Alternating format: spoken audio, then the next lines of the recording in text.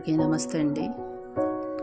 ఈ తుఫాన్లకి వారం రోజులుగా కురుస్తున్న తుఫాన్లకి ప్రజలు ఎంతగానో అల్లాడిపోతున్నారు.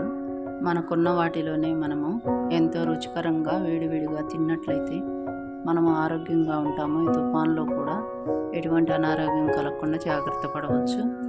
ఇక్కడ నేను 1/2 కేజీ బీరకాయలు తీసుకున్నాను. తర్వాత వాటిని సన్నగా కట్ చేసి ఉల్లిపాయలు, పచ్చిమిరపకాయలు, కరివేపాకు, పోపు దినుసులు వేసి పోపు వేసిన తర్వాత ఇలా ఎర్రగా వేగిపోయింది. ఎర్రగా వేగిన తర్వాత పోపుని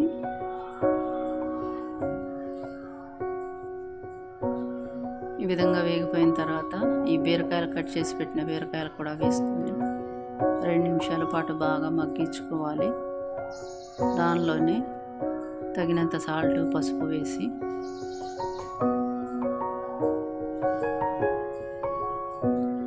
మూత పెట్టుకోవాలి. మనకున్న దానిలోనే ఇలాగా మనం వేడివేడి ఆహార పదార్థాలు తీసుకున్నట్లయితే మనము ఎటువంటి తుఫాన్లైనా వరదలైనా ఆరోగ్యంగా ఉండగలమండి. తర్వాత ఈ బీరకాయలు ఇలా మగ్గిపోయిన తర్వాత 2 స్పూన్ల కారం వేసుకోవాలి.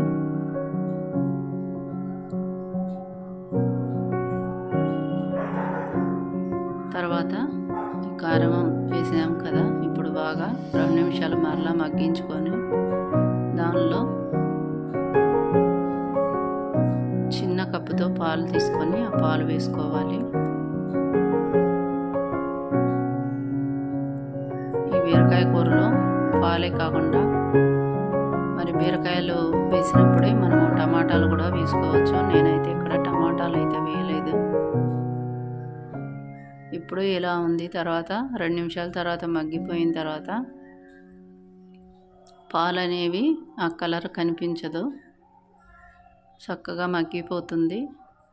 ఈ విధంగా వస్తుంది. ఇప్పుడు ఈ బీరకాయ కూడా వేరు వేరు రైస్లోకి చాలా చాలా బాగుంటుంది. అంతేనండి.